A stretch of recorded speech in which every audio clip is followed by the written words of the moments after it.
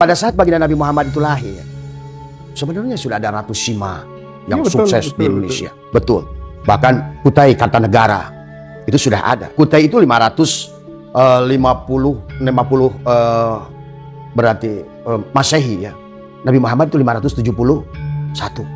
Kutai 550 sudah ada. Kalingga, Ratu Sima sudah sukses, gagah di sini itu. Masyhur. Kita ini berbudi, berakhlak. Tapi muncullah ya dari budaya yang dajjal, jahiliyah, yang membunuh, yang pada saat itu Abu Jahal istrinya 200, Abu Sofyan 200. Sebetulnya betul-betul bahwa kita ini diimpor. Kita ini diimpor. Jadi budaya kita diekspor, tapi dajjal diimpor.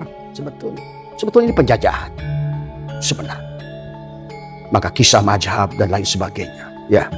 Ya memang kalau dibicarakan masih sensitif. Tapi kalau seandainya kita paham Mas Hendra, sungguh aneh memang.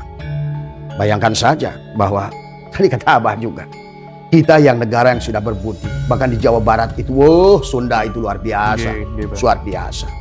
Tapi malah sekarang kita kebalik ngagung-ngagungkan mereka. Nah, maksudnya itu, Bah. Itu. Biar kita pada sadar. Ya harusnya mereka sadar sekarang.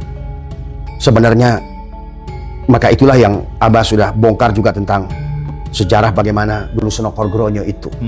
Dididik, ada 116 orang yang dididik oleh Zionis, dan Senokorgronyo itu adalah dikirim ke Arab Saudi saat itu. Memang saat itu Saud kan baru berdiri. Kemudian di situ maka termasuk atas perdagangan dan dibentuklah untuk bagaimana memanage haji ini supaya nanti menjadikan lokomotif duit buat Arab Saudi. Itu kan dari situ rancangannya sebenarnya.